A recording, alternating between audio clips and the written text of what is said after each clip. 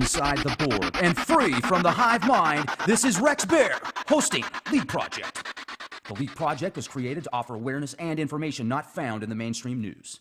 With over 90% of the world's media controlled by only 6 enormous conglomerates, many people today are looking for more accurate information.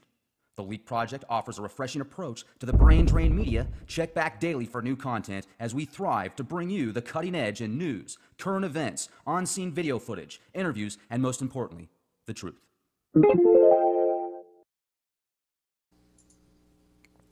Ladies and gentlemen, tonight we have returning guest Andrieh Vitimus.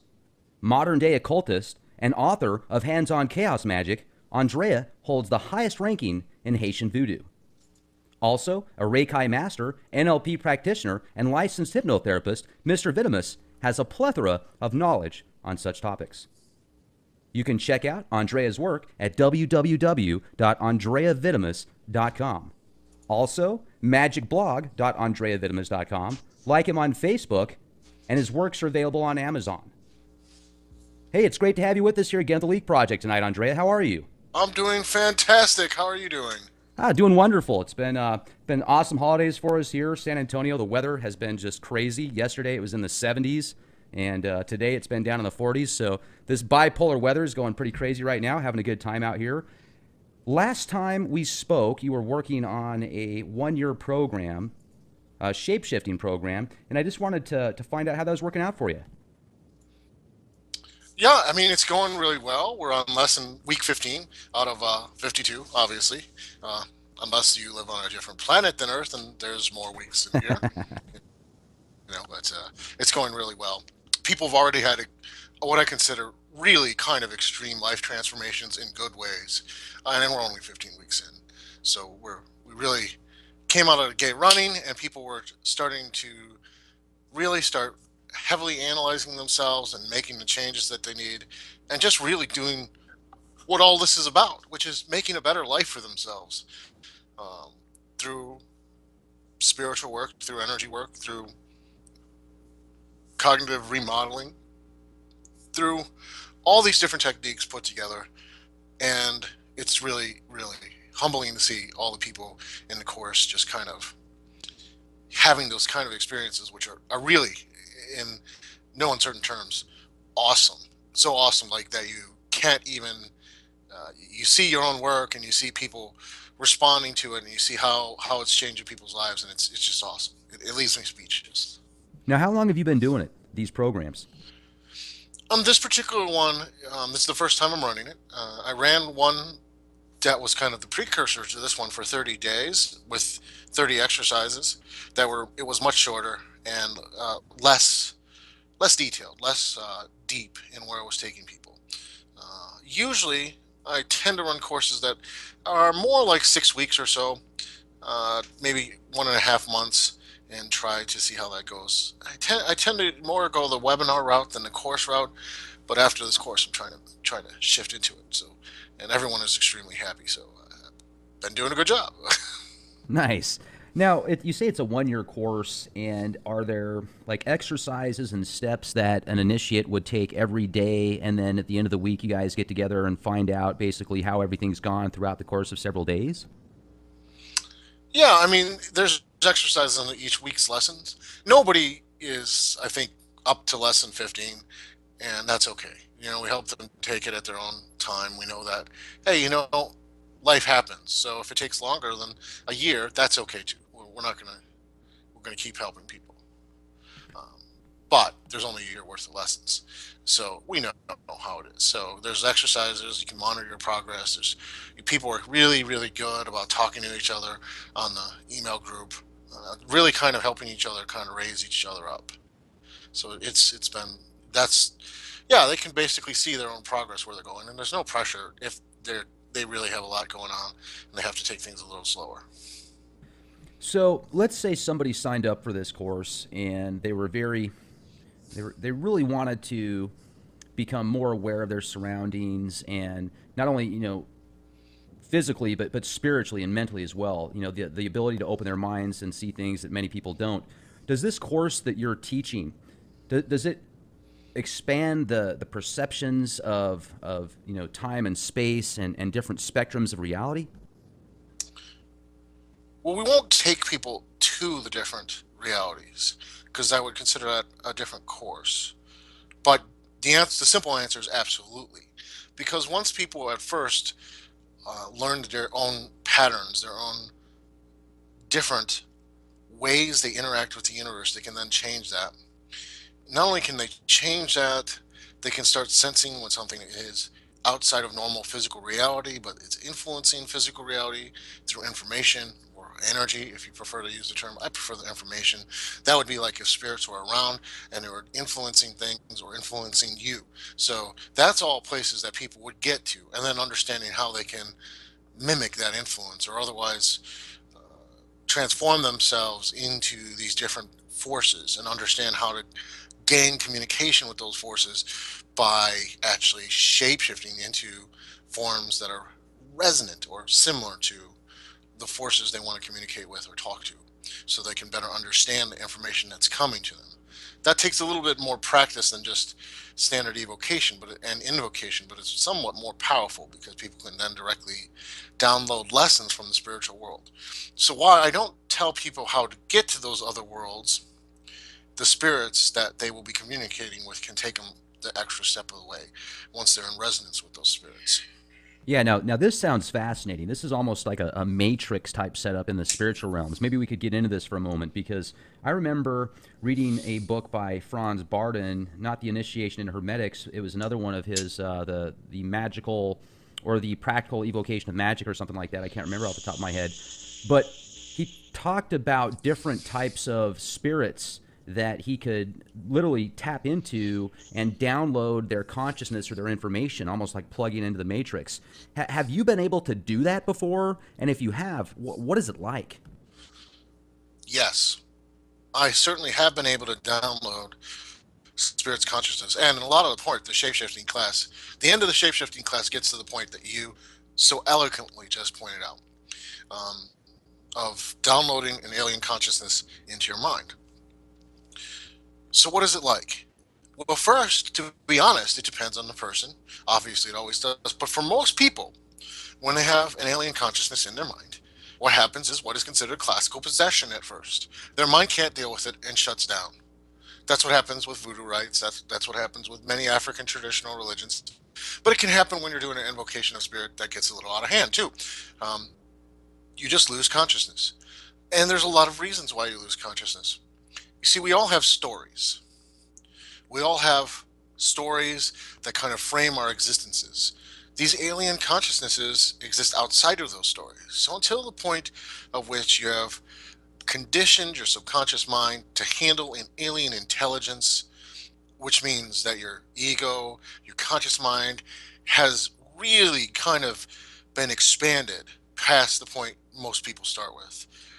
Then you can start melding with the consciousness because you can accept very alternate ideas and beliefs from your own and not freak out. So your mind doesn't have to shut down to handle so that it can all handle the energies inside you. That takes practice. So it's a practice of moving towards from kind of like a possessed state where the entity kind of overlaps you to the point that your conscious mind can deal with the dual consciousness there, and it doesn't kind of have any issues, so that way you can understand what's going on with the spirit. And the way Franz Barton, he doesn't exactly, he explains the end product, but not how you get there.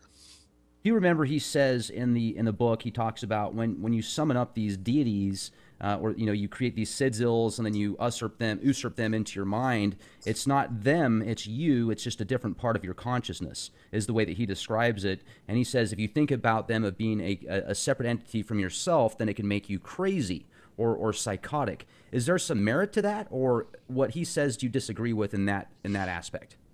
Well, it all depends on perspective, right? Franz Barton is a hermeticist, and I think your listeners have kind of heard what that means, you know. So ultimately, what does he believe? Ultimately, Franz Barton would believe that that his spirit or mind is connected to the all mind. So it's big enough to handle all of these different entities. If and he's correct on his assumption that if you really interpret them in as a way that they're external entities and try to bring them in, it will take a lot more. It will take more effort. So there's kind of like semantics going on as to is it this way or this way, and Barden's much more complicated and it's hard to read. It really kind of is both at the same time, which is a tendency of Hermetic magic. When they talk about mind is all, they're talking about the all mind is all, which is, of course, God, goddess, whatever you believe that term is. And then, of course, you're connected to that all mind. So when they say that it's all just part of your mind, that's true in a way, if you consider it the all mind. It's possible to do that, and it's possible to even assume that they're external entities.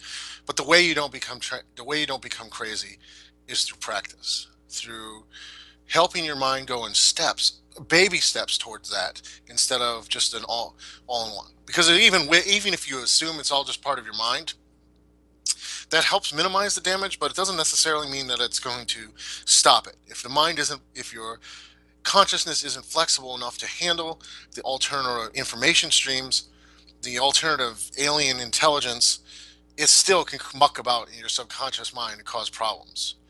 Now, you have to remember, by the time you get to the Barden series of books, they're supposed to be done in order, and they're Right. supposed to be worked through.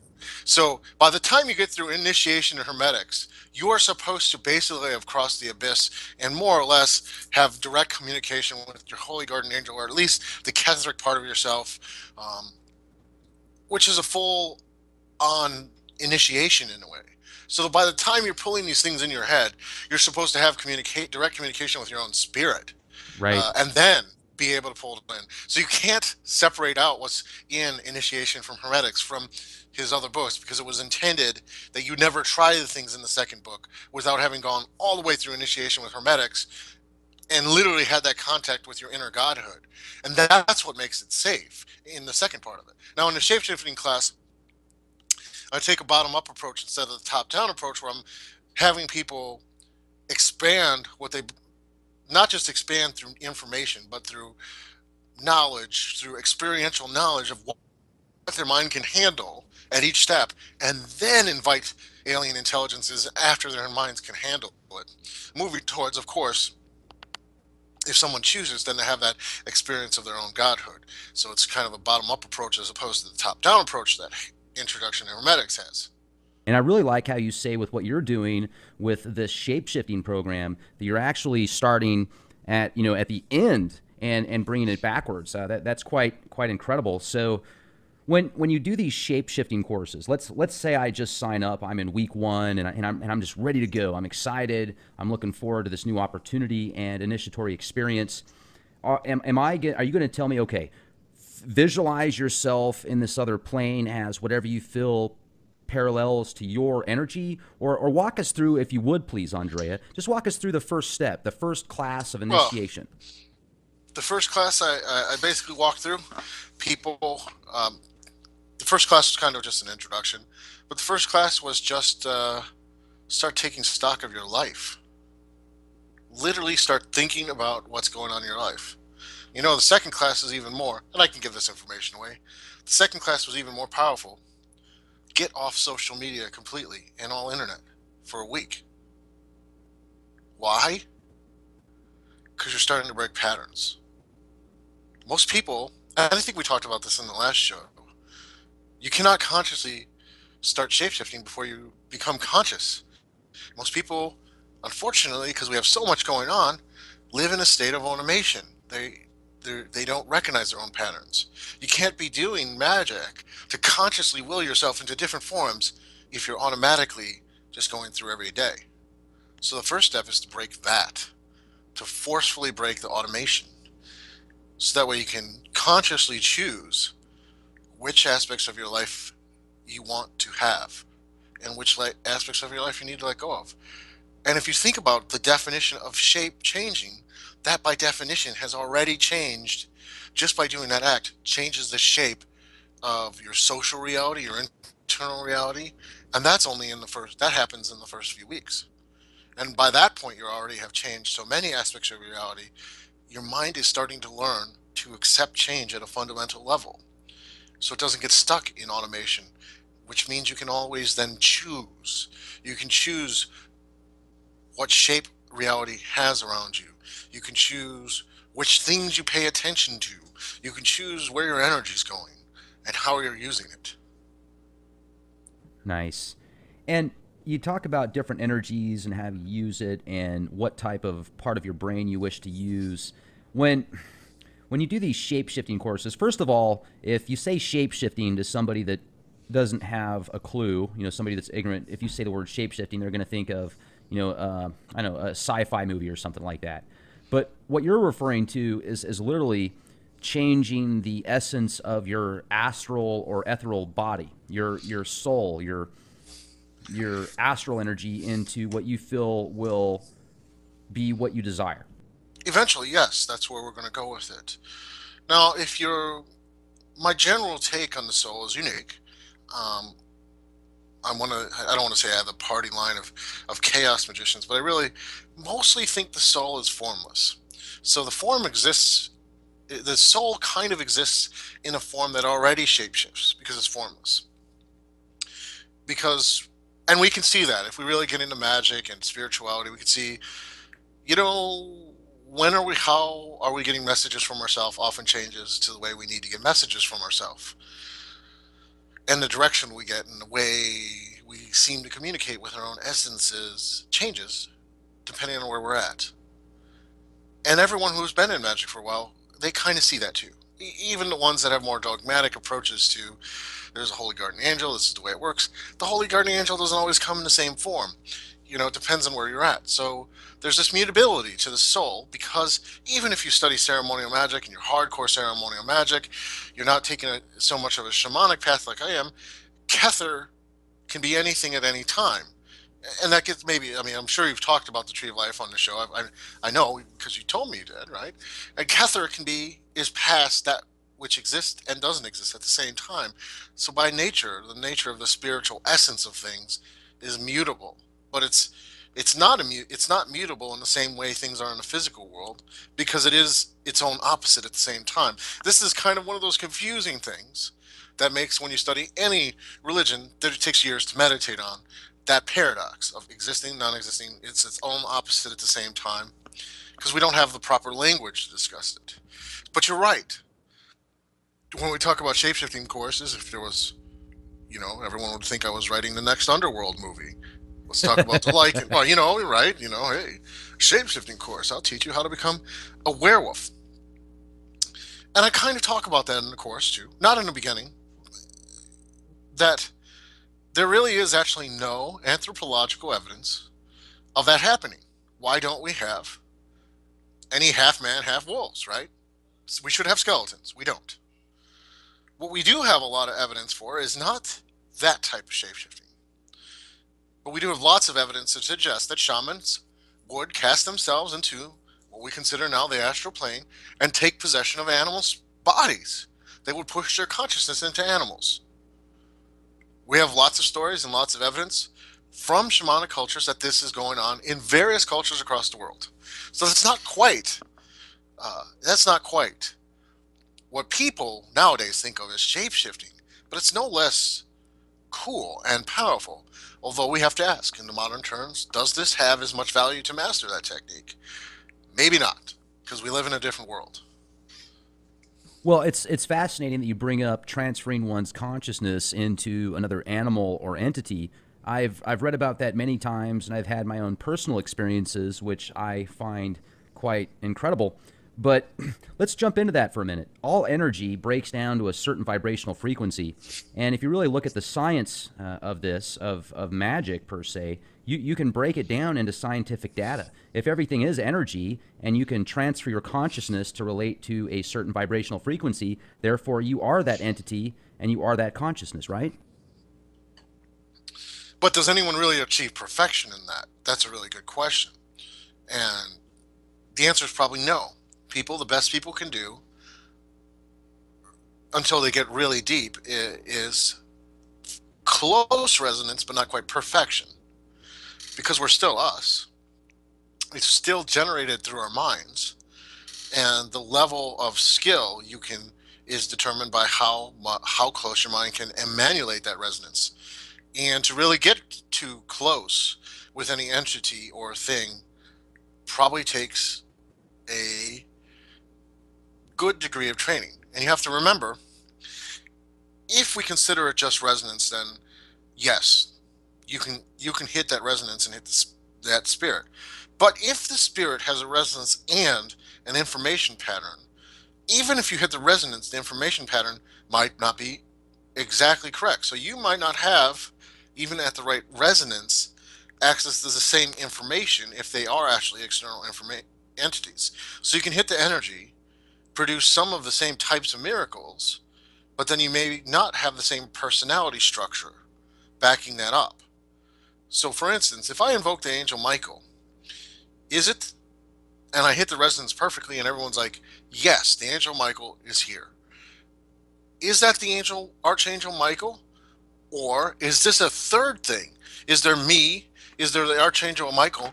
And then the combination of us two make a third thing, but everyone can recognize that as the Archangel Michael. But in reality, it's something new. It's a third creation that happens from the melding process and the structures in my own mind becoming Michael. At that point, isn't that a type of shapeshifting? I've shapeshifted into something new that is close to the angel, but it's not necessarily exactly the angel Michael. But it's close enough that like you can pull all the Like a power new and entity. energy. What? It's like a new entity. It is, isn't it? I mean, if you really think about how people work with entities, this is something no one ever really wants to admit, especially in books. But each person, but in African traditional religions, and I think in people who really do lots of work with spirits, they act differently for each person because there's a personal third thing that's created is you, the entity, and this interface between the entity that you're continuously working with that's limited in time, which most of these entities are not. It's like a So, triad symbolism. yes, exactly. So there's this new thing where we can talk about how your Michael behaves and how my Michael behaves and compare notes, and it's not going to be exactly the same because this third thing has been created, which is your Michael and my Michael. And even though they're You read my in, mind. yeah, even though it's like a big fractal, they're not exactly the same thing because there's your fractal, there's Michael's fractal, and then there's the third fractal, which might be closer to Michael if you're really good at magic, but it's not exactly Michael because your information is there too. See, now you're talking about something that's like everything's infinite. Every opportunity that presents itself comes up with infinite opportunities separate from that specific idea. That's incredible. That is absolutely incredible. And that makes me wonder, as far as the different magical archetypes or the different angelic archetypes, I should say, do you feel that these angels, like the Archangel Michael and Raphael, etc., are they real, or are they just fragments of one's imagination that puts it into paper that then somebody reads and creates that as a reality? Well, let's ask another question because the real question gets real contentious, right? Let's ask what is real? Perception? Is it? Because our perceptions can lie. Is it real when we're limited by our perceptions, which is limited by our mind? Can we ever actually know what's real? In most cases, we can only know our perception, and we can't verify whether or not that's real or not because we have no way to get past our perception. Even if we're reading the instruments that we create as people, we are still using our perceptual systems to decide what is real and what is not real. We're still limited by our perceptions, even if we have tools to measure that perception in new and interesting ways. So we get to the question of what is real. We can either say, okay, do we believe this is a Neoplatonic world and these things are absolutely prima facie, they exist. Although I would still argue they do not exist in the way people think, because they exist without time in most cases, and they seem to exist in a different set of reality constraints than we do. Or it's all in your head. Or, even more confusing, is if reality itself reflects the belief you have about reality. Right? So, if you Wow. believe these things are absolutely real, guess what? For you and any It's time you real. workings, that's how they manifest. If you believe they're just in your head, guess what? They all manifest like as if you're doing psychology. And believe it or not, This is a premise you can test and try out if you're open-minded enough. And more often than not, you find out reality reflects exactly what you wanted to believe. Like that, okay, it's all in your head, then they come to you as all in your head. If you reflect the fact that it's not, they seem to be able to have externalized presences. More than that, it also depends on the strength. There's a lot of factors that depend on like the strength people have of beliefs in either of these Right. things in an area. So one person can believe it's all in your head, but if everyone else believes in like a working or kind of a social setting that guess what, it's not all in your head, all of a sudden that person changes their belief because weird things happen that makes them believe it's not all you're in your head. It's not just a construct that someone made. Now that gets really weird, right? Because most people want to have a yes or no answer. Is it in your head or not? And I'm saying, well, maybe it depends on what you think about reality is how it expresses itself. And that raises a whole bunch of other interesting questions about what's going on in our world around us. Well, it makes me think of that book by Michael Talbot. He passed away several years ago, but he wrote a book called The Holographic Universe Theory, and he talked about many of these medical experiments that took place where people that had these supposed chronic diseases were given these placebos, and because they believed in it, they were healed. Well, we first have to understand two things. Really, is science and magic that separate? And it depends on who you talk to. And if we know more about how our brains physically work, why don't we use that in our magic? And this is a question that many of our grimoires come from the 16th century, where we have very little knowledge of the human brain to work with. And yet they were on to they understood lots about the human brains, even if it was encoded in alchemy and other components. They understood the processes of change. But at this point in time, NLP is really kind of an applied cognitive science. It's better just to refer to it as cognitive science in general. We know a lot about how neurons work. We know a lot about how our own patterns are generated in the mind. We know a lot about how the mind processes information. We can use all that to update, to work with these ancient spiritual technologies. Now, mind you, I just gave a huge answer that I probably lean towards thinking these entities as their own spiritual entities. But not always. Sometimes it's more useful not to think of that. But really, if you're going to sit down to pray, isn't it more worthwhile to pray, even if you're a Christian listening to the show, to pray and know Jesus and really see when you pray, see, feel, and know when you pray, shit happens. And the way you get that to happen is to understand how the brain actually works.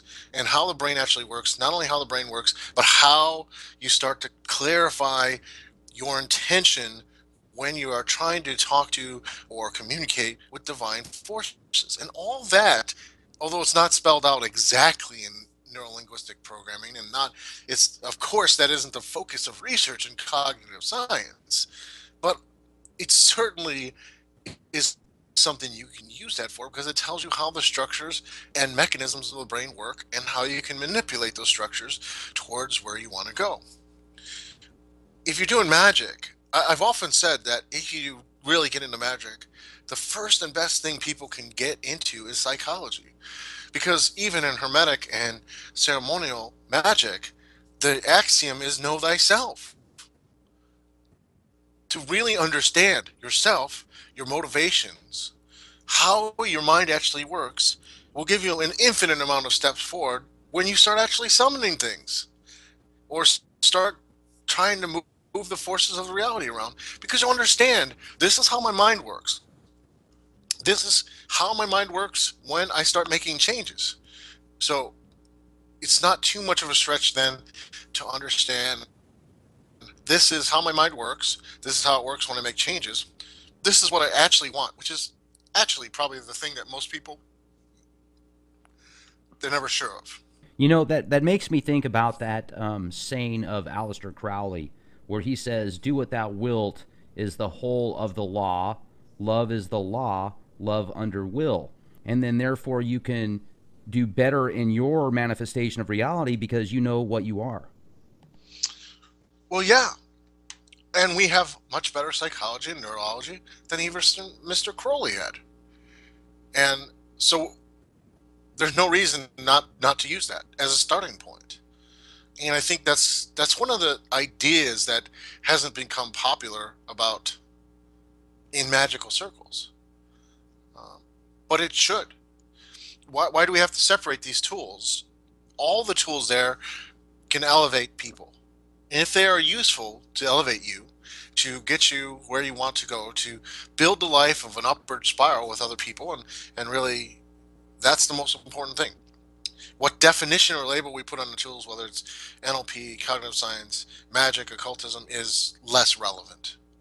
Also, I had the opportunity to watch a movie. I was probably about a year, maybe a year and a half ago. It was called Branded.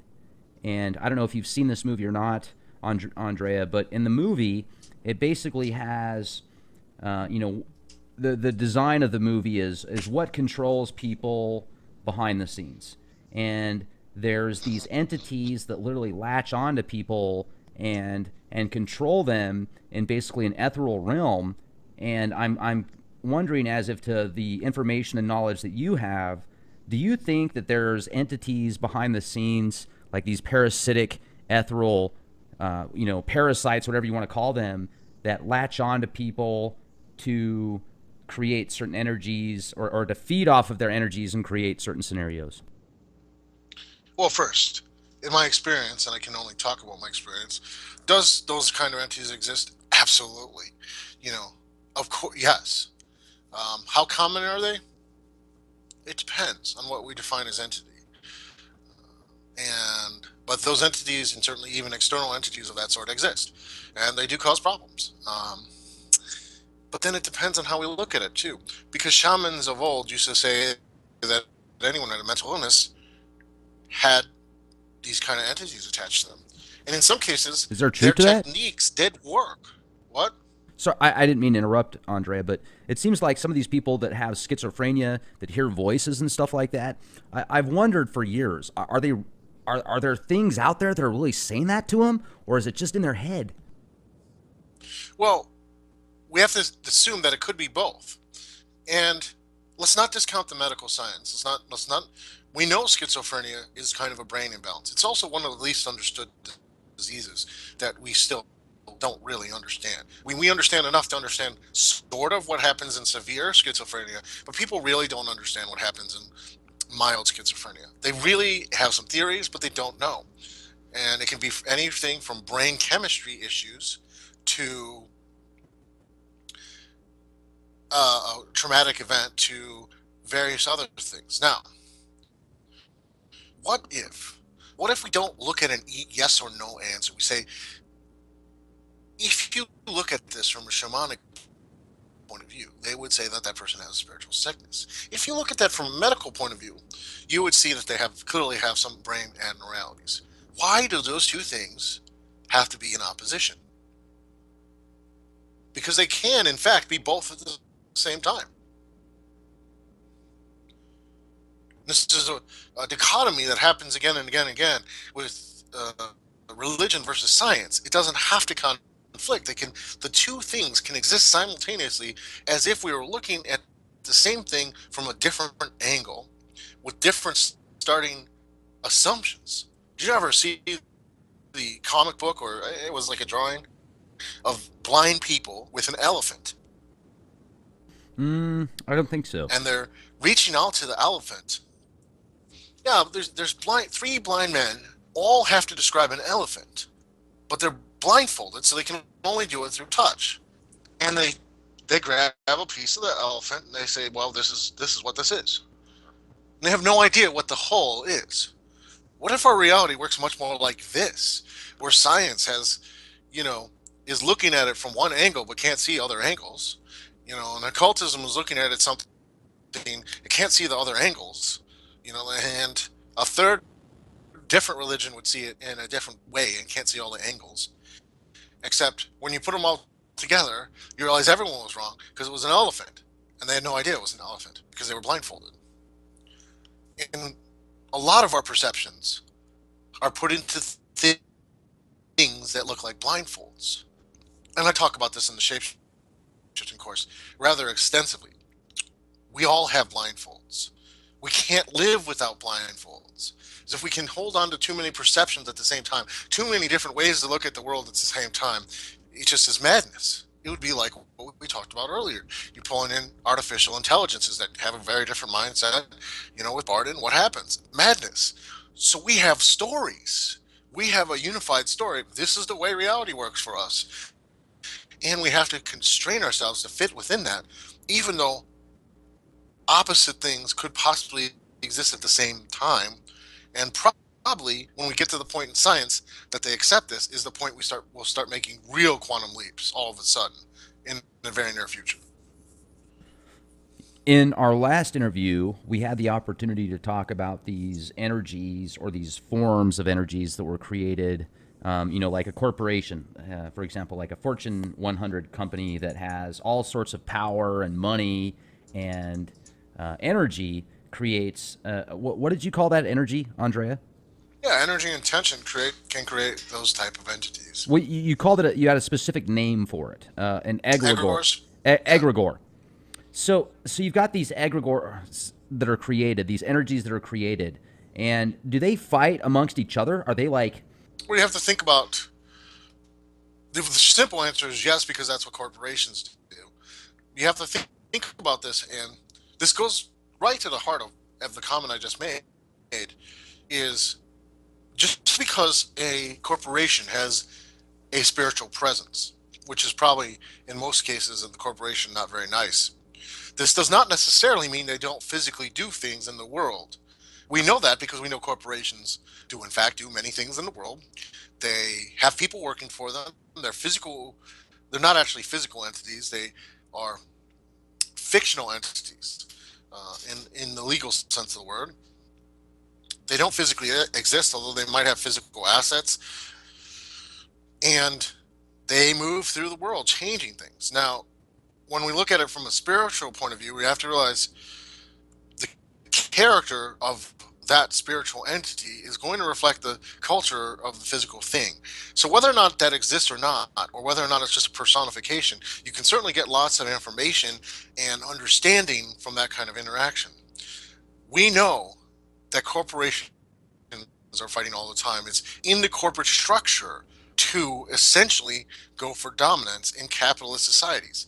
So if that's built into their DNA, as it were, they're going to follow that programming. And we can see that they do. And we can see they do that often in ways that are counterproductive to the long-term survival, that they'll compete so much in the short term that the long-term survivability goes down, and possibly in the long term, what they do to our environment and other places because of this competition is even less likely to hold on to their survival. And that's what happens when you're focused on short-term conflicts, have to get higher profits than the next company. And if we take all that information and see how they're acting, yeah, it is like two guys slugging it out in a bar trying to have dominance. When in reality, in most of these cases, if people understood economics and how things work in our economic system, probably most of the time both companies could survive and be quite profitable with slightly different niches. But there's this impulse to take all that you can. That's built into the capitalist system and built into the corporate legal structure that forms the DNA of the corporation itself, which is what you would build the spiritual egregore or try to communicate the spiritual egregore with, is all built on those frameworks. Feel that the earth has some type of life essence or some type of spirit per se that creates a humble environment. Do you think that the earth is real, like as far as a life form, or do you think it's just a rock with a bunch of life on it that people are going to continue to feed off of until there's nothing left?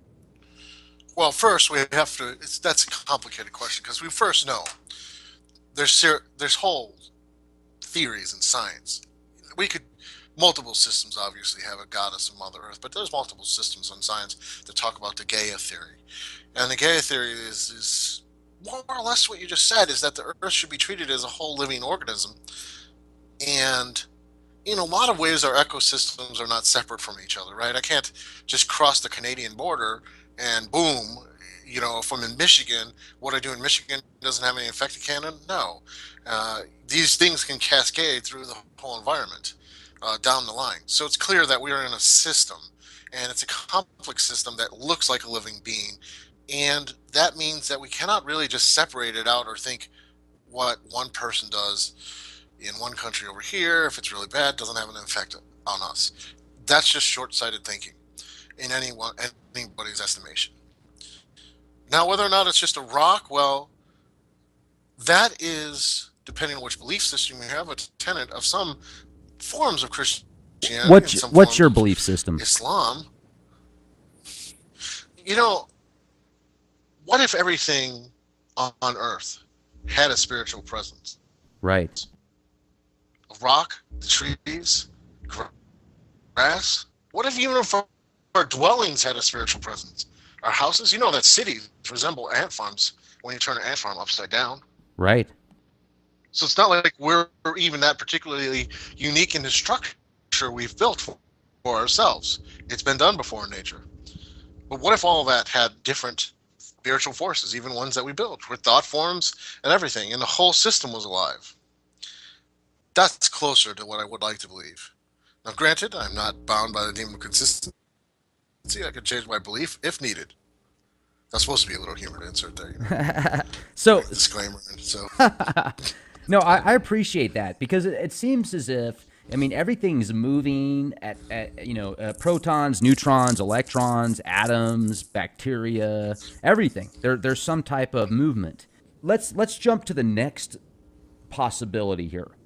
Speaking with the dead, the physical dead, ancestral communication, summoning spirits. How would one do that? Have you ever communicated with somebody like an ancestor that you lost or that passed away previously? sure. And this is where, as a voodoo sound, we do that all the time. And sometimes the communication is really good, sometimes not so much. And you have to realize that for most people, at first it's going to start out, it's kind of difficult because the chatter of the mind makes it difficult. We have to then ask, well, has there been any occurrences that I got information that I could not possibly have had? The answer is yes. There's no way I could have possibly had the information that I received. So those communications had to be valid. So I have some evidence to suggest it. Okay. And when I work with clients, I often get information there's no way I could have. Which again suggests that you can communicate with these forces. So now how is a different question. First, how depends on which system you're working with. Obviously, some systems of magic are not very dead friendly. So you can't work it as easily from systems that outright forbid working with the dead. They have to realize that's a difficulty, especially with Christianity, which most brands, not all, most do forbid working with the dead. Because it's tricky. What? But for those that want to work with the dead, what I found, go ahead.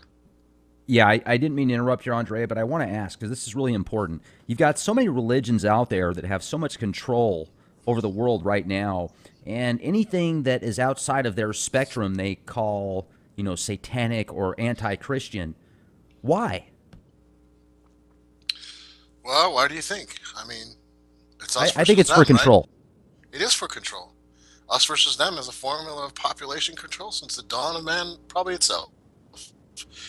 Simply define somebody as not in your group, then you define people who are in your group, and that gives you a better control because there's always a threat that you'll remove them from the people who are in your group. That means an uplifting of your friends, your family.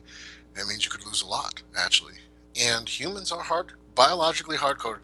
We actually cover this in the shape-shifting too. Humans are hard-coded to want to form groups and want to be in groups. So the threat of being expelled from a group is very, very painful for most people. And it's a very good control mechanism, unfortunately. And that's why you do it. Okay. So you hit the nail right on the head. So how would you communicate with the dead? I have my own particular way. And I talked about this a little, like when I had my podcast. But essentially, the first and most important thing is if you're going to try to communicate with the dead, you want to do so in love and not necessarily remember the bad times or that they died. That's not, if you assume that a dead entity exists and it's not just a shade of your mind, do you think they want to talk about how they died? No. Of course not. They want to talk to you about the vacation you had with them, the good times.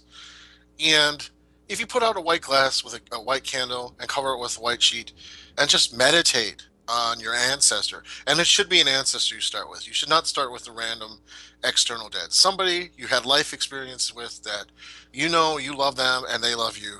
And you just really think about with all five of your senses, that dead person and the good times you had. I mean, go back to the memories. In most cases, if you're really quieting the mind down and doing this, you'll feel some presence. And if you do it enough times in a few weeks or so, you'll start getting weird confirmations that you are in fact communicating with something that, well, it may or may not be in your head, but it seems like it's not. Because you're either getting information that you couldn't possibly have, or your ancestor will tell you, I'm going to try to work on this for you, and then shit just works out right. And it gets too many coincidences to ignore.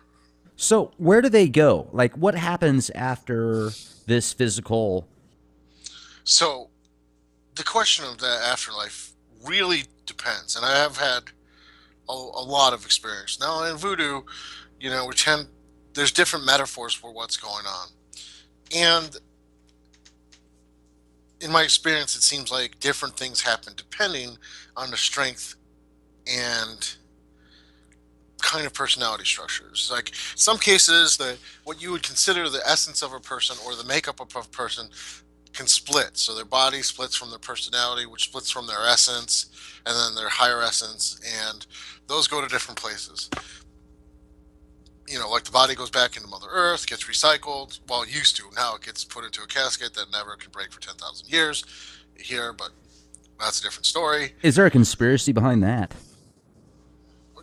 Well, I don't know if there's a conspiracy. It's just our customs. Right, like our customs. Like you can't go back into Earth. You have to stay in this physical box for millions of years. Well, you know what it is it's not a conspiracy. It's that our culture is profoundly afraid of death. That's right? What it is. If you think about it, why do you that makes sense. A gravestone and a marker like that is that we are truly horrified by death. And that's why you put somebody in a casket where they won't rot, even though everything decays and rots, because you're horrified by death. So you want their remains to stay separate from the earth. Was that the Egyptians were doing? Like they would basically mummify these bodies to last for thousands of years because they feared of death as well? Only the kings, though. It's only the kings, and that had to do with they certainly were not afraid of death, but that had to do with the fact that they literally believed that the kings were the physical embodiment of godhood or the gods in some cases. So wow, they would try to preserve that to give the gods a physical talisman to remain on Earth throughout time. That makes sense. It gets complicated, but our culture hates death. It despises death. So instead, it tries to separate out the evil and the remains into something that's sealed. You know what I'm saying? And well, that we can go into the environmental costs of that, and But that being said, some other people, I think, in my experience, gain enough strength or break the automation enough, or gain enough spiritual essence to take much of their personality with them. And that would be at a higher level of operational magic. And at that point, they would have to make some real hard decisions, even post-death, on what they were going to do, because they cannot exist in that state forever. That's not exactly what a ghost is. They'll have to either find new life or do something else. Like a ghost. Let's talk about that for a second if we can. I told you earlier in the podcast that my mom, she worked at an emergency room in a hospital, and not only did she see a full apparition of a ghost, but one of her coworkers did as well.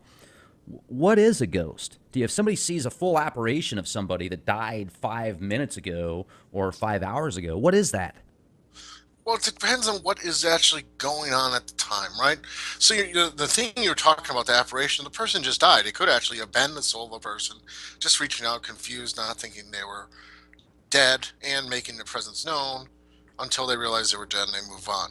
In other cases, the ghost is the fragment of the personality without the actual soul that remains, and it kind of goes and kind of feeds on the living or feeds on the emotional energies around. In other cases, it's not even what you would consider an intelligence at all. It's like a memory being played over and over and over, especially in traumatic things like poltergeist and stuff. So it's just like a DVD player skipping because the event is so traumatic that it gets kind of embedded in that area, and they just repeat over and over and over. Um, in other cases, it's fragments of of the dead's personality that cause problems because some parts of the personality go, and other parts stay behind and kind of try to feed because they try to sustain themselves in any way they can without So, the whole are, consciousness of the whole. are they separate forms? Are they separate energy slash life forms?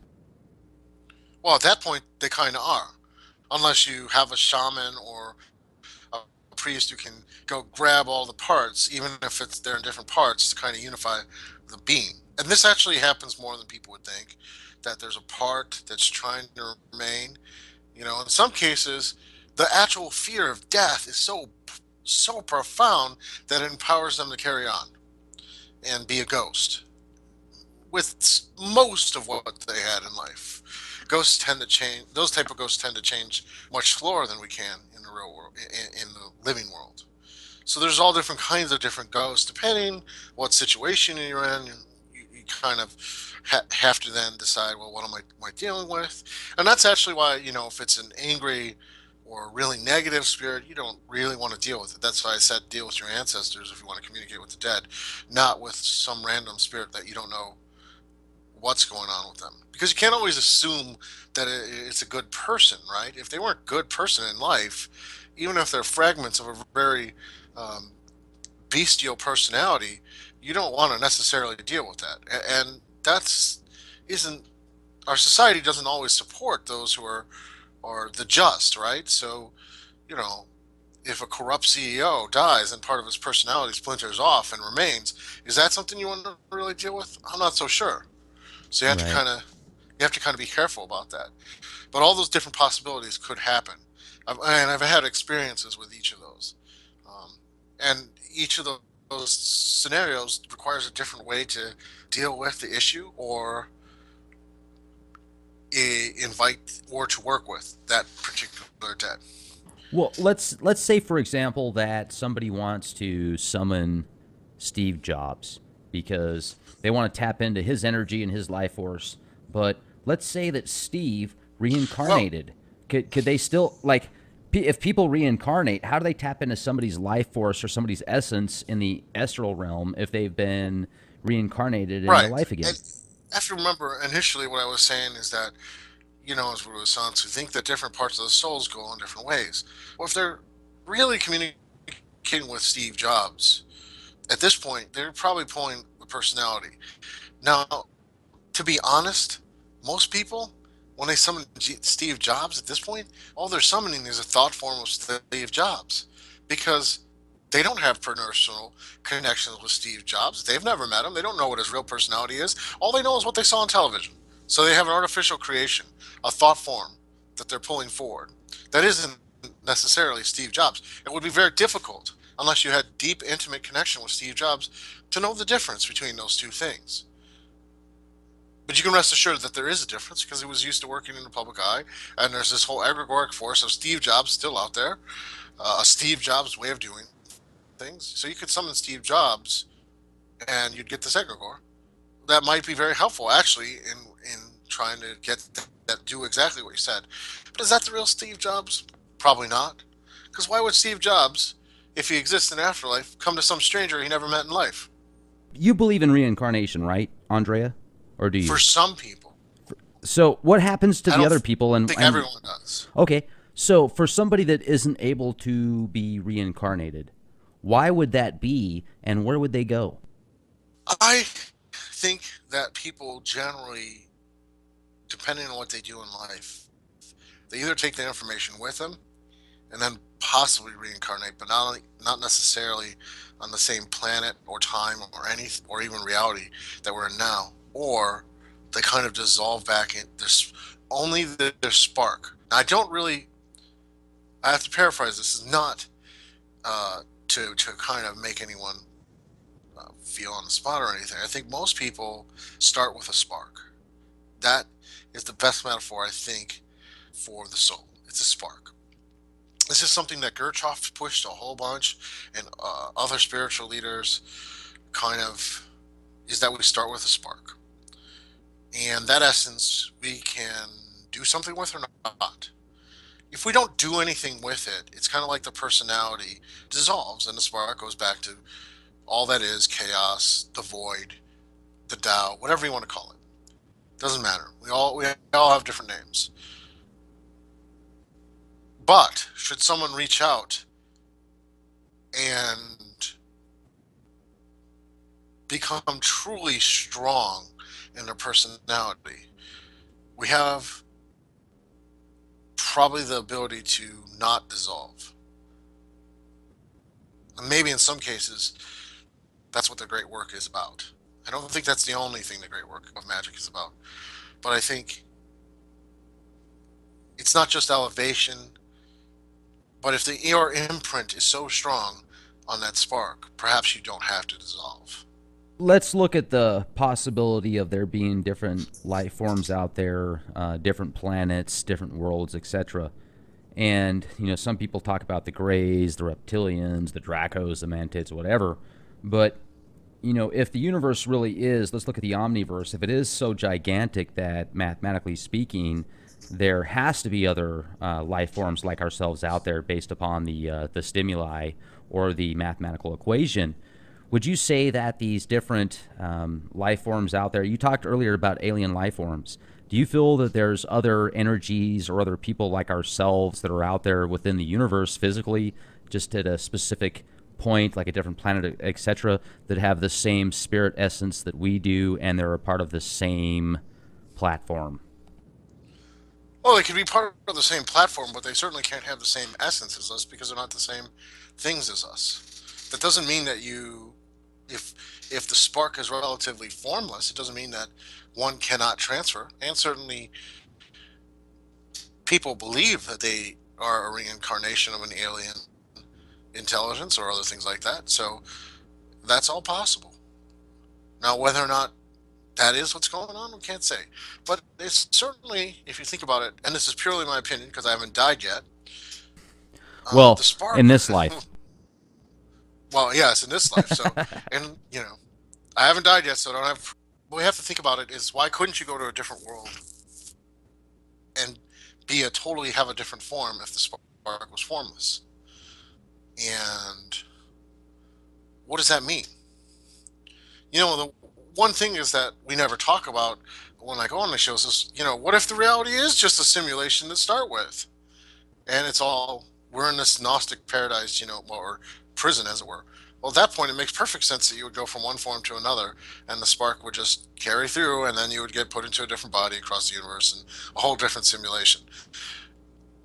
In the end, it makes sense that, to me, in a practical way, if you have a strong enough input, a strong enough imprint on that spark, that you could grow that spark. Not just keep it where it's at. You could grow that spark and that you wouldn't dissolve. But that takes a lifetime of work. That's why people study magic their whole life to kind of make this progress. Right. And Andrea, you talk about dissolving. So what does that mean? Well, you would probably come back with something as something else. And you probably wouldn't even have what is classically thought of as of past life, or they might just be not clear because the dissolving process would wipe those memories away because it didn't imprint the spark enough to matter, if that makes sense. you're very knowledgeable in hermetics, the occult, magic, Haitian voodoo, all sorts of other type of magical practices. What do you feel is going to happen to you, Andrieh, when you pass from this physical realm? Well, I think and I hope that I have enough imprinting on my spark that I won't dissolve. And from there, I have other realities that I would like to explore. I mean, do you feel that the universe is your oyster, basically, and you can do whatever you want to after you physically leave this planet? I don't know that you can do whatever you wanted to. Obviously, there's other spirits in the universe. But ultimately, the spark is, in fact, made of spiritual nature. We can discuss whether or not there is a spark or not, whether it's formless or not. We can discuss all that stuff. But if we're going to accept that there is such a thing as a spark, well, that means that you are partially spirit. And that means if it's imprinted, you still have to deal with other spirits. But that doesn't mean that you can't create your own reality at that point and invite other things to join you. Why not?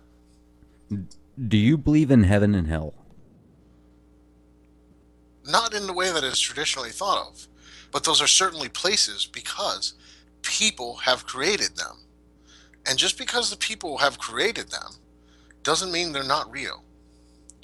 And it doesn't mean that they're not real for many of the people and souls that so firmly and confidently believe they're going to heaven or hell. Or one metaphor for this is, what dreams may come. God rest Robin Williams. What do people get? Maybe it works in a very similar way to reality, except it's more flexible. You get whatever you believe you're going to get. Now, It's are there places, we have to paraphrase that a little, right? Are there places that certainly seem like they have chthonic, infernal energies in the astral plane? Absolutely. Is there places that seem like they have angelic, or what we classically call angelic energies on the astral plane in my experience? Absolutely. Are those heavens or hells? Well, now we get into some semantic arguing about what's what, don't we? so. What are your thoughts on Jesus? He's a great guy. I wish his followers would follow his message. Let's take another approach because it goes back to the idea of just because somebody may have created this doesn't mean it's not real now. And that takes a different way of looking at things. So, right now, billions of people on Earth believe that there's an entity of Jesus Christ. By that fact alone, there exists an entity of Jesus Christ. What we would only be able to argue about was what was the cause of this entity. The reality of Jesus Christ is there because it's in the imagination of billions of people. It exists, you can summon it, you can talk to Jesus, and you can work magic with Jesus. And there's people who do tons of successful healing in Jesus' name. This is not really even open to negotiation. It's provable. We can prove this all happens. Now the question becomes, how did that entity start is a totally different question from its reality. Ultimately, at this point in time, it doesn't matter how it started because so many people believe in that entity and have gotten so much benefit. Well, some people have gotten so much benefit from that entity. We get into the historical accounts. Yeah, you could say, well, the strict historical scientist or historian will say, maybe Jesus doesn't exist. But the evidence isn't conclusive there either. It's kind of like people argue about it all the time. But from a spiritual point of view, we know Jesus exists because we know in the hearts and minds of billions of people Jesus exists. If we can talk about corporations having an egregore, we certainly know that there is a Jesus that exists. Now, I don't necessarily think that everyone who prays to Jesus per se is praying to the same thing, because those Jesuses don't look the same at all to me when you hear people talk. They seem like completely different Jesuses. Well, do you think that, most people that pray to Jesus and are Christian, do you feel that they're actually praying to an entity that was born and portrayed the events that was described in the Holy Bible? Don't know. I mean, certainly I've had my own spiritual experiences with Jesus, but I never asked about the history because it's not important of a question to me. I don't consider myself Christian per se, but we also have to take into account the history of the Bible is very conflicted. And most Christians don't even understand that the Paul account of the Bible doesn't occur till 200 years after Christ. And Right. that happens from a Roman tax collector, arguably for the reasons of social control. So it puts a very different spin on the Bible if you leave everything from Paul out and you read the other three Gospels. They're much more congruent about what Jesus actually says. Um, and the message is more clear. So it gets complicated. What is going on here? You know, and I don't want to get into a fight with people about that because I'm a practical magician, not a religious scholar per se. Other religious scholars could argue the historicity of whether these events happened. What I think is important is if you believe you're a Christian, first, I would, from my extensive experience with the Bible, I would say leave what Paul says out of it. And second, have you really read what's in there? Right. If you really believe that this is the way to live your life, do you know how to pray so that way you get the results you want from what you're going for? Are you living in a way that really focuses on the values of love and charity? You know, and all the things that Jesus actually talked about. Well, those are the questions that people should be asking, and those are questions worth them asking. And they're worth this 2 days after Christmas. They should especially be asking those type of questions. Is that, and then ask what kind of world do they want? I think that's important. It, if you really believe it, it's okay to really believe that, and it doesn't. No one's. It doesn't matter if it's real or not. But what really matters, are you living up to what you say you believe? And if you're not, well, consider your beliefs. And I know it's difficult, you know, but that's the most important thing. And realize there is, in fact, like I said, a spiritual egregore named Jesus or Jesus, or not Jesus, but or Yeshua, what actually be the Right. proper name. Right. And does this philosophy of Christianity help you embrace life and really help you grow as a person and really help you develop better relationships with the people around you and really get you on this upward spiral where every day has more meaning for you? If the answer is yes, then any arguments we can have about whether the events of the Bible happened or not is irrelevant. If the answer is no, then take this opportunity to take the courage to reject it because it's not helping you. When you look at the different realities that are presented within themselves, you talk a lot about the different sides of people. You've got the specific side where people want to show everybody how they feel and think and etc. But then you've got the shadow side, the shadow self, initiation, etc. How do you explain the shadow side of somebody? Is that what you don't want to admit? And we all have that. That which is in darkness, it isn't darkness per se. It isn't what people classically think as evil. It's just we don't want to admit it. And we don't want to see it. So people will often, especially if they have had trauma, a person who's bullied will often sometimes show tendencies to bully someone because they learned that and it's their subconscious mind striking back out. But they don't admit that about themselves. So those tendencies form blind spots. Really, really big blind spots. Where if your mom, let's say, couldn't stabilize relationships, and you learn that lesson, then you can't stabilize relationships.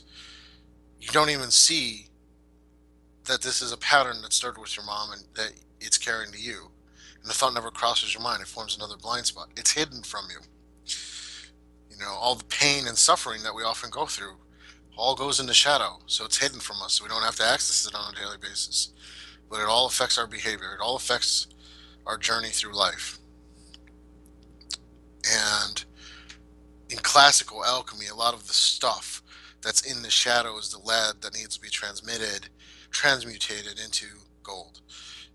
It is the pain, the suffering, all the stuff we don't want to admit about ourselves, and the reasons and motivations that don't fit into polite company for why we do things that need to be brought up into the light of consciousness of what you know about yourself. This goes back to the notion that most people, not everyone, but of course most people have a lot of automation going on in their life. That a lot of things are automated, so they might not stop and reflect on their own pain. It's uncomfortable. The subconscious mind will throw that into the dark corner and ignore it, and it kind of festers. And we know that because we can see what happens when a trauma festers and it's not dealt with. Is eventually it manifests in different psychoses or personality problems or adaptations that are not quite optimal. That's all shadow stuff. It's all the stuff we don't want to admit. It's all the stuff that we don't want to deal with. Subconscious mind just hides it from us. And when we wonder why in our own lives we're not successful, or there's things that just don't seem to work out, oftentimes it's because there's stuff hidden in the shadow from our subconscious mind to protect us from feeling the pain of those things. And those things have to be examined. They have to be sought out. They have to be distilled in meditation. Really, really, what we're talking about, a lot of hard work. But a lot of really worthwhile work. Well, some of the most rewarding work to get the catharsis and healing that you would otherwise ignore. Do you feel, or do you think that there's different entities out there or different races out there that can control the human consciousness similar to somebody controlling a dog? Why not? People can do it to people all the time. Do you And we believe know it? that. We know that. So if we know that people can do it, why shouldn't entities be able to do the same thing? Um, and we know that they, in most cases, they can. Even if we get down to the idea of an entity as an idea, ideas control people all the time. Right. They most certainly do. You know, even if they're not external entities, we certainly see ideas that are controlling large swaths of our society. There's no doubt that an idea is forming control mechanisms around people that go all in on some of these ideas. It changes every part of their life. And even if we don't think of anything other than an entity as a resonance or an idea, it's still, we can completely see that it does have a lot of control. Ideas, entities, we can call them what you want, but they have tons of control, especially when people embrace those things, even if they don't know what they're embracing. Well, and there was a book that was called The Lesser Keys of Solomon, and it describes 72 entities that you can summon up via sigils and different ceremonies. And it describes them as these entities that have amazing powers, but they're very dark and lower and esoteric, etc. So, do you think that these energies are available for anybody and that they can summon them and harness them, but they have to give us something back for using their energies? I think it's a really good idea to give something back if you're going to use those energies. Um, Classical ceremonial magic, of course, maybe you don't have to. But I've always seen it better if you give something back for using their energies. And it also depends. Again, we get to this idea, is it all in my head? I didn't conceive it as such, and I got results that were not in such a way that did not appear to be all in my head. And should people work with those entities? That depends on your point of view. They're not as... one question we should ask is, how much do we trust the Catholic Church at that point? Because most of those grimoires come from the Catholic Church. So there's a real question of, do we really trust that these things are evil per se? The Lesser Keys of Solomon came from the Catholic Church? That one might not have come from the Catholic Church, but it's certainly not. It does not necessarily trace back to Judaic culture, so we're not sure where it comes from. But we know that the people who originally were doing that were Christian magicians, and Okay. even the old Doctor Rudd books, which are some of the older copies of the Goetia we have much more Christian symbols than say Lon Mile and Aleister Crowley's Sure. books on the Goetia. And Aleister Crowley hated Christianity, so we can see he possibly moved it to more Judaic symbols. But the original ones have more Christian language in them. Other books we know are from the Catholic Church, from the grimoires. They're directly from the Catholic Church. And oftentimes we don't know whether or not, we cannot really be sure of whether or not some of these books, how much they were tampered with by the church. Well, what are the policies, the political policies of the entity known as the church, which are totally different than Catholics practicing? Right? So that's an entirely different conversation. Now, certainly, you could take offense to some of the organizational ideas that the Catholic Church maintains. You could take offense to some of the things they do.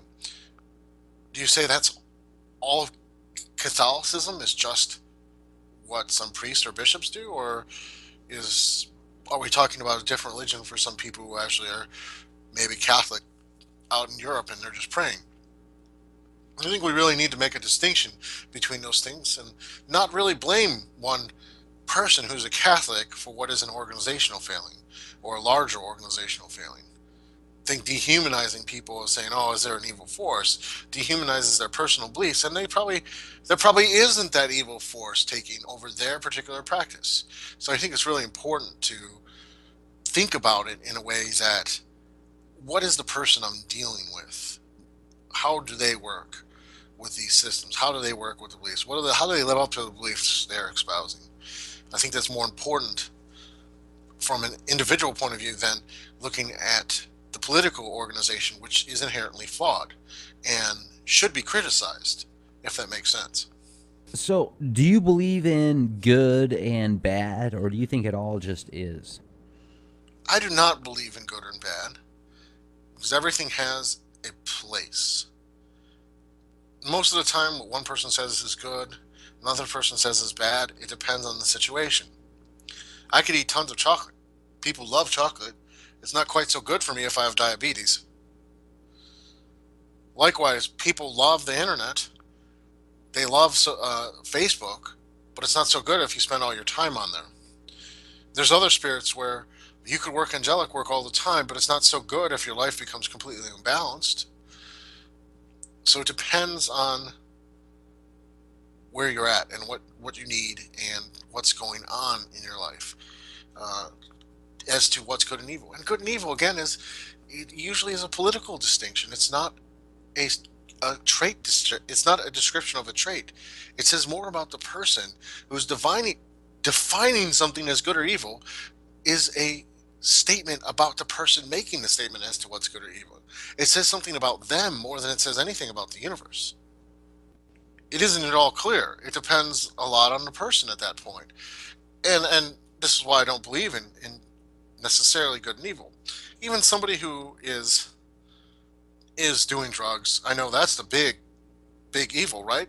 Well, study after study has clearly shown why people do drugs is because the environment that they're in most cases, creates a system where they feel completely disempowered from any kind of control over their lives. Rat studies have consistently shown that if you bring rats out of a congested area of rats, such as a city of rats per se, and put them in where they have more activities, where they can expand their mind, they will stop seeking out morphine on their own because they're self medicating. Because the stresses of the world around them causes them so much internal pain that when they put too many people together, too cramped, there's no room for them to explore or have their minds activated. It changes. There's every reason, and a lot of supporting evidence suggests people are exactly the same.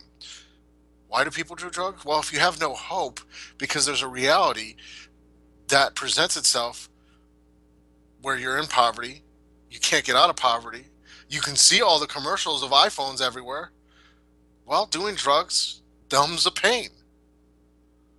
It makes it so you can deal with a reality that is entirely harsh.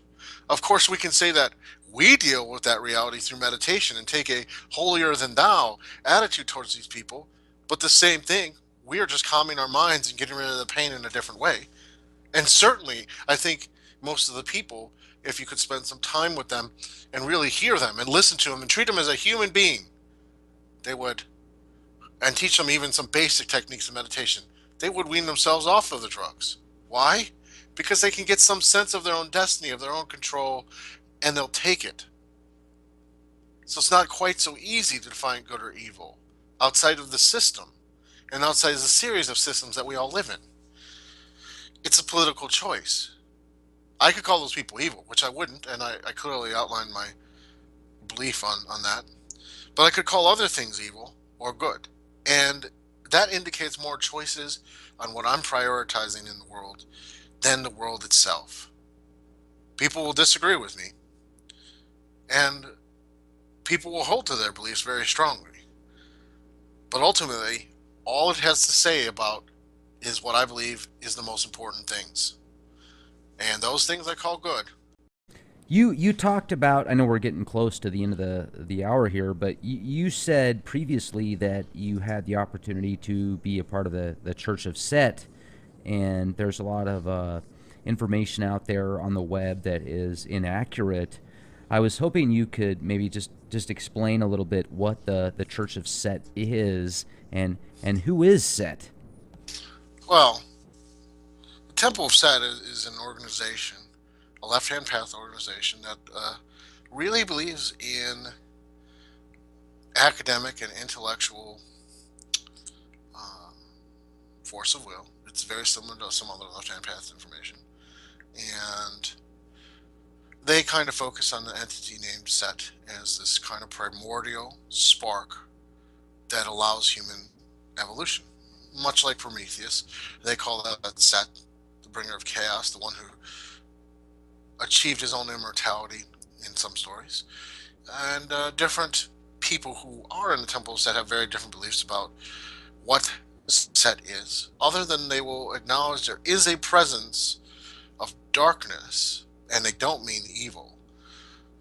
It's much more like closer to the black box in 2001: A Space Odyssey.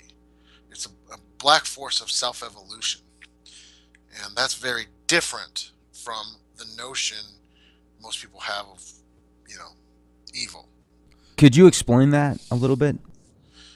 Well, say the reason that the Temple of Set and many of these left-hand paths organizations are placed in opposition to Christianity or other religions is because they teach you to develop more or less with different styles your own internal strength versus compliance. There's no notion in some of the Abrahamic religions of your own internal strength outside of God. It just isn't there because the whole point is to serve God. The left-hand path is originally derived, the words are originally derived from Hinduism, which means a totally different thing about what left-hand path is, but it's still the path of transgression, which means it's the path of destroying and avoiding social constraints so you're more free to express your own divinity. In many cases, that's what even the Temple of Set and the left-hand path organizations do. So you're building yourself up. Some are not even what would be considered spiritual. The Temple of Set is. They believe there is this spiritual force of evolution. And that self-evolution means becoming more and more ascendant into your own personal power, or they would call it godhood. And it is different from what I described about imprinting the spark, but it's in the same ballpark at least. And that you can grow in personal strength and competency through your life through the use of spiritual forces to develop yourself in new ways. That's very different because it involves intellectual intellectual acumen, and not only intellectual acumen, much self-reflection, brutal honesty about where you're at in life. So you can't just pass it off and say, hey, God did this to me, or it's not God's will. You just have to admit in those philosophies that you weren't good enough and you have to try harder. And you have to go out. It's not necessarily, the temple set clearly believes in an entity named Set that is that force of evolution. And you have to go out. If you're not at a place where you're achieving your goals, you have to use and work with that force in a meaningful way to change yourself so you can. So, if you look at the Church of Set or the Temple of Set, and it's based upon this belief of worshiping this entity that presented It's, itself several I wouldn't thousand say years it's ago. worship so much as it is acknowledging that there is a force and then working with it. Worship, they What may is not worship? accept so much. What is worship, Andrea? Well, isn't worship is different than connection, right? Worship is you are putting yourself on a pedestal much lower than what you are seeking to supplicate, or not supplicate. You are supplicating yourself to something greater. Connection implies that you may be, in fact, respectful, but raising up to the level of that, even if it's a process that you can't achieve. It's a different mentality of how you work with entities. Is Lucifer considered, in your opinion, a entity that can be? So this is another entity that is difficult, right? Because what do people mean when they say Lucifer? A Christian generally means Satan, but they're not the same. And even in fact, the name Lucifer appears only once in the Bible, and it seems to be generally conceded that it was a misprint or a mis um, name, because Lucifer literally means the morning star, which is an aspect of Venus. And I think I talked about that more in the last show. And it's literally light. And if you go back to other sources, that could mean enlightenment in a way as well. So, which Lucifer are we talking about? It's like Jesus. Which Jesus are people applying? Now, in my personal experience, you know, this entity has unique flavor. It has been useful to shine lights on dark places in myself that I need to bring and change lead into gold. And I can respect that process of going into that. That's very different than what some other people think of this entity. So, which Lucifer are you summoning? The Lightbringer or Satan, the great adversary, who does all the bad things in the world because people don't want to admit that maybe they do the bad things in the world? So this goes back to a lot of the things we talked about in the show. It's a good way to think about it too. How you define many of these entities is how they show up. So how you define Jesus is how he'll show up. How you define Lucifer is what you'll get. It's not always that's all you'll get, but it's usually a starting point in the direction it'll go. Now, there's a person named John Ramirez, and he talks a lot about Satanism and how he was one of Lucifer's children, where he was given powers to, where if he told Satan, hey, I want that person taken out, well, they were taken out. Have you heard of John Ramirez? And why isn't he?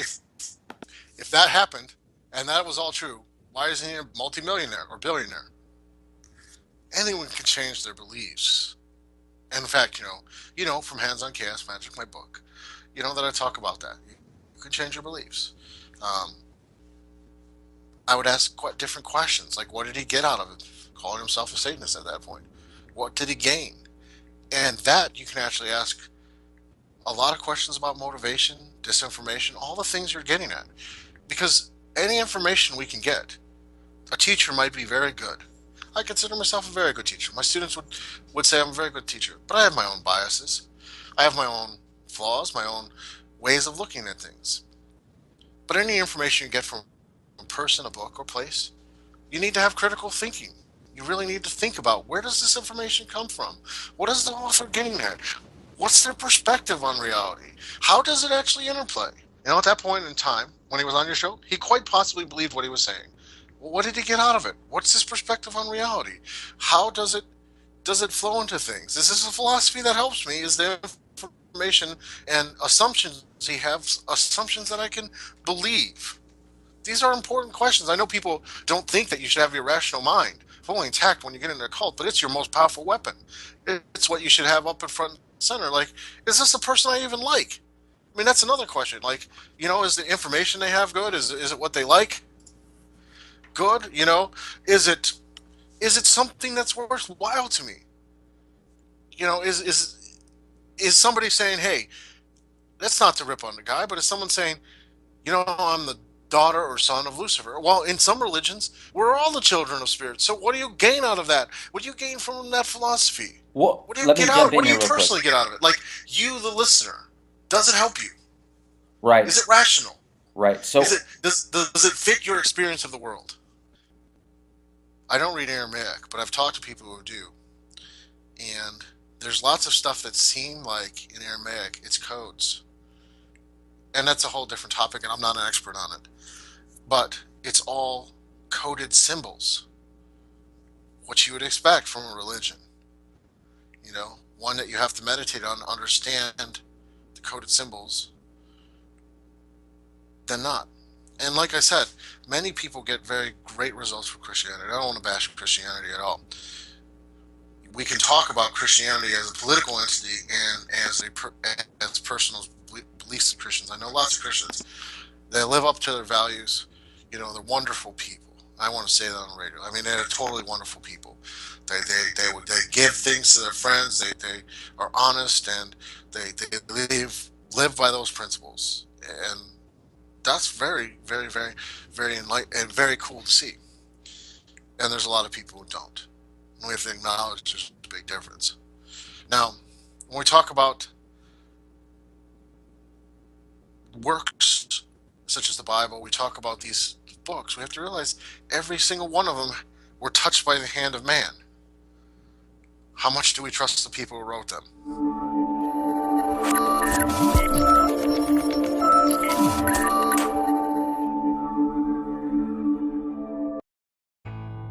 A very special thank you to our guest tonight. For all of you that had the opportunity to be here with us, if you enjoyed the show, follow us on YouTube, youtube.com/clandestine Time Lord, for the most recent interviews, videos, and podcasts. Or you can check us out on the World Wide Web, www.leakproject.com. Would you like to be a guest on our show? Do you have information that the world needs to see and hear? Send us an email, guestbookings@leakproject.com.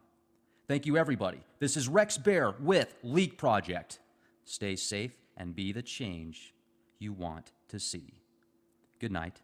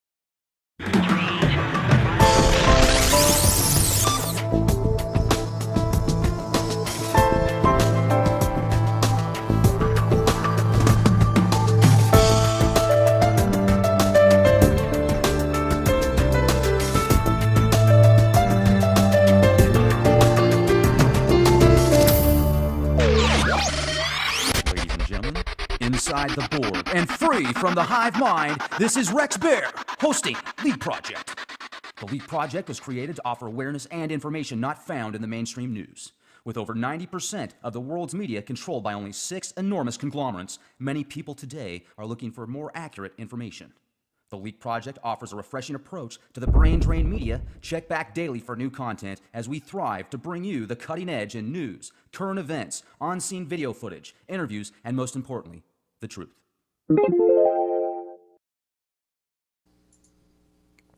Ladies and gentlemen, tonight we have returning guest Andrieh Vitimus. Modern-day occultist and author of Hands-on Chaos Magic, Andrieh holds the highest ranking in Haitian Voodoo. Also, a Reiki master, NLP practitioner, and licensed hypnotherapist, Mr. Vitimus has a plethora of knowledge on such topics. You can check out Andrieh's work at www.andriehvitimus.com. Also, magicblog.andriehvitimus.com. Like him on Facebook, and his works are available on Amazon.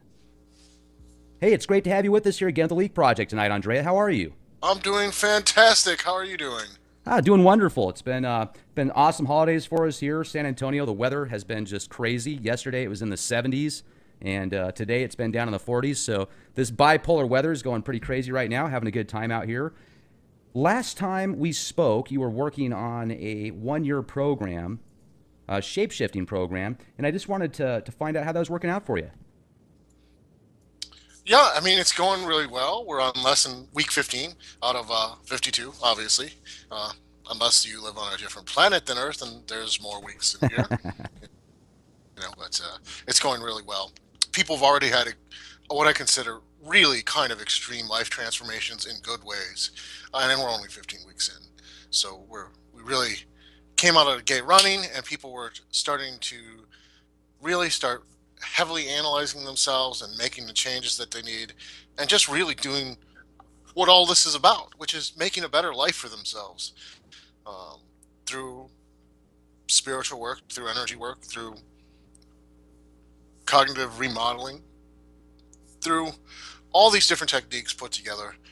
And it's really, really humbling to see all the people in the course just kind of having those kind of experiences, which are really, in no uncertain terms, awesome.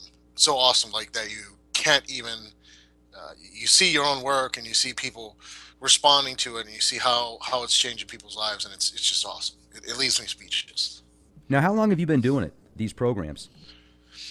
This particular one, this is the first time I'm running it. I ran one that was kind of the precursor to this one for 30 days with 30 exercises it was much shorter and less detailed, less deep in where I was taking people.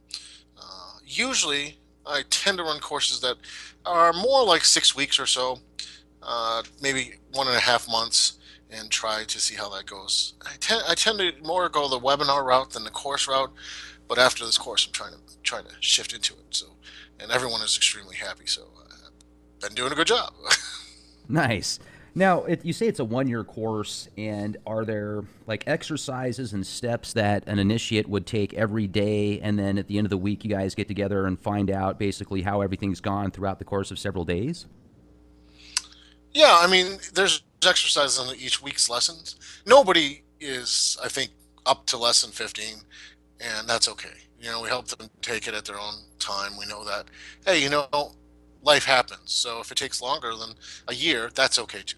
We're gonna keep helping people. Um, but there's only a year worth of lessons, so we know how it is. So there's exercises. You can monitor your progress. People are really, really good about talking to each other on the email group, really kind of helping each other, kind of raise each other up. So it's been that's yeah, they can basically see their own progress where they're going, and there's no pressure if they really have a lot going on and they have to take things a little slower. So let's say somebody signed up for this course and they really wanted to become more aware of their surroundings, and not only physically but spiritually and mentally as well. The ability to open their minds and see things that many people don't. Does this course that you're teaching, does it expand the perceptions of time and space and different spectrums of reality? Well, we won't take people to the different realities because I would consider that a different course. But the simple answer is absolutely, because once people at first learn their own patterns, their own different ways they interact with the universe, they can then change that. Not only can they change that, they can start sensing when something is outside of normal physical reality, but it's influencing physical reality through information or energy, if you prefer to use the term. I prefer the information. That would be like if spirits were around and they were influencing things or influencing you. So that's all places that people would get to, and then understanding how they can mimic that influence, or otherwise transform themselves into these different forces and understand how to gain communication with those forces by actually shape-shifting into forms that are resonant or similar to the forces they want to communicate with or talk to, so they can better understand the information that's coming to them. That takes a little bit more practice than just standard evocation and invocation, but it's somewhat more powerful because people can then directly download lessons from the spiritual world. So while I don't tell people how to get to those other worlds, the spirits that they will be communicating with can take them the extra step of the way once they're in resonance with those spirits. Yeah, now this sounds fascinating. This is almost like a matrix type setup in the spiritual realms. Maybe we could get into this for a moment, because I remember reading a book by Franz Barden, not the Initiation in Hermetics. It was another one of his, the magical or the practical evocation of magic or something like that. I can't remember off the top of my head. But he talked about different types of spirits that he could literally tap into and download their consciousness or their information, almost like plugging into the matrix. Have you been able to do that before? And if you have, what is it like? Yes, I certainly have been able to download spirit's consciousness. And in a lot of the part, the shapeshifting class, the end of the shapeshifting class gets to the point that you so eloquently just pointed out, of downloading an alien consciousness into your mind. So what is it like? Well, first, to be honest, it depends on the person. Obviously, it always does. But for most people, when they have an alien consciousness in their mind, what happens is what is considered classical possession at first. Their mind can't deal with it and shuts down. That's what happens with voodoo rites. That's what happens with many African traditional religions. But it can happen when you're doing an invocation of spirit that gets a little out of hand too. Um, you just lose consciousness. And there's a lot of reasons why you lose consciousness. You see, we all have stories. We all have stories that kind of frame our existences. These alien consciousnesses exist outside of those stories. So until the point of which you have conditioned your subconscious mind to handle an alien intelligence, which means that your ego, your conscious mind, has really kind of been expanded past the point most people start with. Then you can start melding with the consciousness, because you can accept very alternate ideas and beliefs from your own and not freak out. So your mind doesn't have to shut down to handle, so that it can all handle the energies inside you. That takes practice. So it's a practice of moving towards, from kind of like a possessed state where the entity kind of overlaps you to the point that your conscious mind can deal with the dual consciousness there, and it doesn't kind of have any issues, so that way you can understand what's going on with the spirit. And the way Franz Barton, he doesn't exactly, he explains the end product, but not how you get there. Do you remember he says in the book, he talks about when you summon up these deities, or you create these sigils and then you usurp them into your mind. It's not them, it's you. It's just a different part of your consciousness, is the way that he describes it. And he says if you think about them of being a separate entity from yourself, then it can make you crazy or psychotic. Is there some merit to that, or what he says do you disagree with in that aspect? Well, it all depends on perspective, right? Franz Barton is a hermeticist, and I think your listeners have kind of heard what that means, So ultimately, what does he believe? Ultimately, Franz Barton would believe that that his spirit or mind is connected to the all mind. So it's big enough to handle all of these different entities. And he's correct on his assumption that if you really interpret them as a way that they're external entities and try to bring them in, it will take more effort. So there's kind of like semantics going on as to, is it this way or this way? And Barton's much more complicated and it's hard to read. It really kind of is both at the same time, which is a tendency of Hermetic magic. When they talk about mind is all, they're talking about the all mind is all, which is, of course, God, goddess, whatever you believe that term is. And then, of course, you're connected to that all mind. So when they say that it's all just part of your mind, that's true in a way, if you consider it the all mind. It's possible to do that, and it's possible to even assume that they're external entities. But the way you don't become crazy is through practice, through helping your mind go in steps, baby steps towards that, instead of just an all in one. Because even if you assume it's all just part of your mind, that helps minimize the damage, but it doesn't necessarily mean that it's going to stop it. If your consciousness isn't flexible enough to handle the alternative information streams, the alternative alien intelligence, it still can muck about in your subconscious mind and cause problems. Now, you have to remember, by the time you get to the Barden series of books, they're supposed to be done in order, and they're Right. supposed to be worked through. So by the time you get through Initiation and Hermetics, you are supposed to basically have crossed the abyss and more or less have direct communication with your holy guardian angel, or at least the Ketheric part of yourself, which is a full on initiation in a way. So by the time you're pulling these things in your head, you're supposed to have direct communication with your own spirit, Right. and then be able to pull it in. So you can't separate out what's in Initiation from Hermetics from his other books, because it was intended that you never try the things in the second book without having gone all the way through Initiation with Hermetics and literally had that contact with your inner godhood. And that's what makes it safe in the second part of it. Now, in the shapeshifting class, I take a bottom-up approach instead of the top-down approach, where I'm having people expand what they, not just expand through information, but through knowledge, through experiential knowledge of what their mind can handle at each step, and then invite alien intelligences after their minds can handle it. Moving towards, of course, if someone chooses, then to have that experience of their own godhood. So it's kind of a bottom-up approach as opposed to the top-down approach that Introduction to Hermetics has. And I really like how you say with what you're doing with this shape-shifting program that you're actually starting at the end and bringing it backwards. That's quite incredible. So when you do these shape-shifting courses, let's say I just sign up. I'm in week 1 and I'm just ready to go. I'm excited. I'm looking forward to this new opportunity and initiatory experience. Are you going to tell me, okay, visualize yourself in this other plane as whatever you feel parallels to your energy, or walk us through, if you would please, Andrieh, just walk us through the first step, the first class of initiation. Well, the first class I basically walked through people. The first class was kind of just an introduction, but the first class was just start taking stock of your life. Literally start thinking about what's going on in your